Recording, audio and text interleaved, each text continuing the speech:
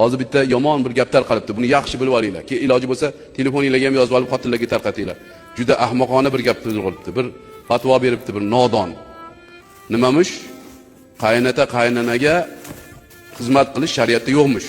Eriga itoat qilsa vojib bo'larmish u, qaynota qaynanaga ixtiyoriymish. Xolasa bitta savol beryapti. Mani deydi, qaynisinglim, qaynogachalarim kelib, bitta o'g'illar bu kishi qaynonam kasal, shunga qarashligim menga vojibmi, yo'q vojib emasmi? Shunga qarashim kerakmi, yo'qmi desa javob beryapti bittasi. Yo'q, shariatda qaynonaga qarash vojib emas.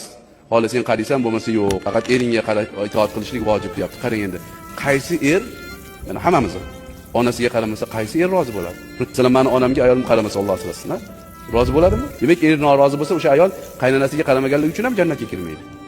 Bu qanaqa bema'ni gap? Shu tarqada, telefonga tarqa. Qaynonaga qarash shart. Bu qanday? Bu nodon gap.